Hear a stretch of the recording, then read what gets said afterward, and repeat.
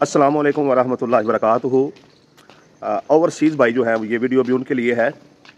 एक बहन ने बताया कि उसके अबू की वफ़ात के बाद उसके सगे भाइयों ने वरासती इंतकाल करवाते हुए उसका जिक्र ही नहीं किया कि वो वफ़ात पा चुकी है। बहन कहती है कि मुझे वरासत में जो अबू की जो है जदाद मिलनी थी, उससे जदाद ना मिलने का इतना दुख नहीं है जितना इस बात का दुख है कि मुझे ज़िंदा कोई मेरे सगे भाइयों ने मार दिया, और वो जब उन्होंने अबू का वरासती इंतकाल करवाया है तो मुझे जो मैं उसकी बेटी हूँ, मुझे वारिस शो नहीं किया। मुझे वारिस शो करते, जदाद चाहिए थी, मुझसे वैसे बात करते, मैं उनको दे देती। तो ओवरसीज़ जो है, चूँकि वो जिस माहौल में रहते हैं वहाँ पर कानून पे अमल होता है, तो वो बड़े हसास हो जाते हैं। टाइम से उठना, टाइम से सोना, हर काम जो है वो कानून के मुताबिक करना। इसलिए वो चाहते हैं कि वो चूँकि दूसरों के साथ इंसाफ से पेश आते हैं तो उनके साथ भी इंसाफ से पेश आया जाए। इसी तरीके से एक दूसरे ओवरसीज़ ने बताया कि वो मुल्क से बाहर है और पीछे से जो उसका भाई है वो उसकी प्रॉपर्टी जो है कभी किसको स्टाम्प करके दे देता है, कभी किसको स्टाम्प करके दे देता है। तो उसके लिए बड़े मसले मसाइल बनते हैं, वो परेशान हो जाता है। तो अभी उसने तंग आकर भाई की तंगी की वजह से जो है वो अपनी सारी प्रॉपर्टी सेल कर दी है। ऐसे ही एक और ओवरसीज़ ने, आगे चल के मैं बताता हूँ कि इस चीज़ का हल क्या है। एक और ओवरसीज़ ने बताया कि वो प्रदेश में था तो उसके सगे भाई ने कॉल करके जो है वो धमकी लगाई कि मैं अब तुम्हारी फ़लाँ जगह पे जो है ना कब्ज़ा करने लगा हूँ, तो मैं देखता हूँ कि तुम कैसे जो है मुझे रोकते हो।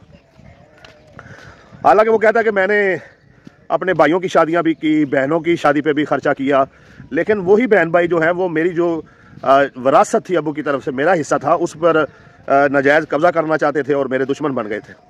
तो उस भाई ने भी प्रॉपर्टी सेल कर दी।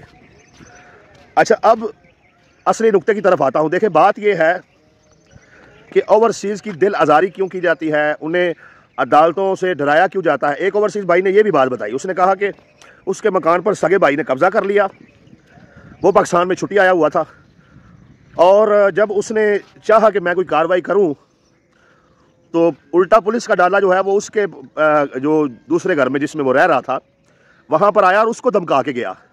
वो कहता जी मैं डर गया कि कहीं चंद दिन बाद मेरी वापसी की फ़्लाइट है तो इधर फंस जाऊँ तो ये पाकिस्तान का निज़ाम पता नहीं कैसा इंसाफ मिले या ना मिले, तो मेरे साथ क्या सलूक हो।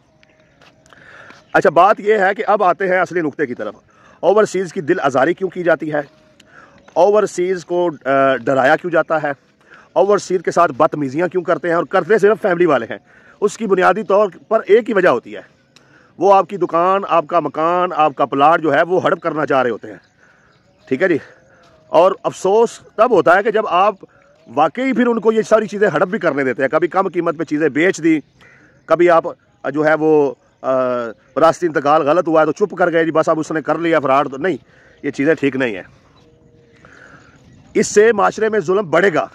देखिए, अल्लाह ने आपको इज़्ज़त दी है, वसाइल दिए हैं, ताकत दी है, आप उनका इस्तेमाल करें, अपने हक़ के लिए लड़ें।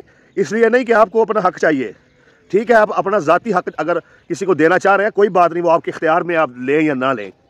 लेकिन ज़ालिम माशरे से डर के चुप कर जाना, ये भी जुल्म को बढ़ाने के ज़िम्मे में आता है। अपने हक़ के लिए बोला करें, अपने हक़ के लिए लड़ा करें, ठीक है ना जी। ये कोई ऐब नहीं है, यही असल मोमिन की निशानी है, कामिल ईमान की निशानी है।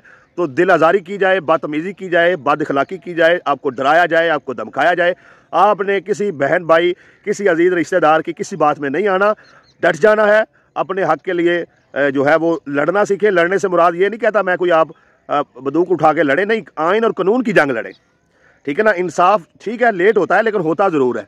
कम अज़ कम आप अपने रिश्तेदारों को, माशरे को, करीबी जो आपके गांव में जो इमाम मस्जिद है उसको, परे पंचायत में, थाने में, कचहरी में, हर जगह पर अपने उस रिश्तेदार का, उस भाई का, उस कज़न का, उस चाचा का, उस ताया का वो भयानक चेहरा तो बेनकाब करे ना, कि लोगों को पता तो चले कि ये बंदा जालिम है, ये जो है वो मुंह मोमना और करतूत जो है वो मुनाफिका है, ठीक है ना जी।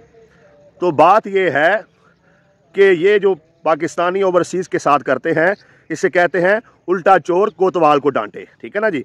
एक तो ये फ्राडियाँ लगाते हैं ओवरसीज़ के साथ, ठीक है जी, उनसे धोखे से पैसे हथे आते हैं।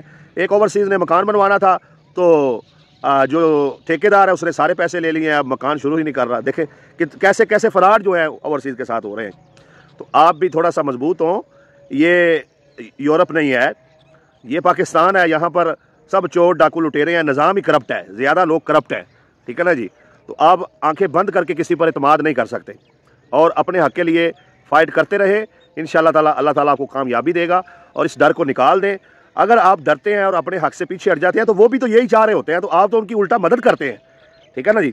उन्हें कमज़ोर करने का तरीका ये है, इस निज़ाम के ख़िलाफ़ अपना जो हिस्सा आप डाल सकते हैं वो ज़रूर डालें। कम से कम आप अल्लाह की बारगाह में सुरखरू तो हों कि अल्लाह जितनी ताकत उन्हें मुझे दी थी उसके मुताबिक मैं जुल्म के ख़िलाफ़ लड़ा था, ठीक है ना जी।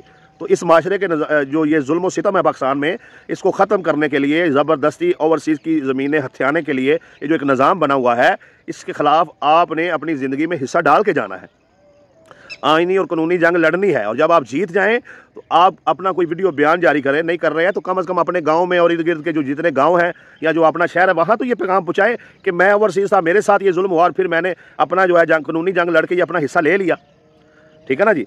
तो ज़रूर अपने हक़ के लिए आवाज़ उठाएँ और किसी की रिश्तेदार की बदतमीज़ी, बद अखलाक़ी और उसकी गैर अखलाक़ी जो गुफ्तगू है उस पर अपना दिल छोटा ना करें, गमज़दा ना हो, रंजूर ना हो। वो तो यही चाहते हैं आप डर जाएं, लेकिन अगर आपने दिल से ये डर निकाल दिया तो इंशाअल्लाह ताला कामयाबी आपकी होगी।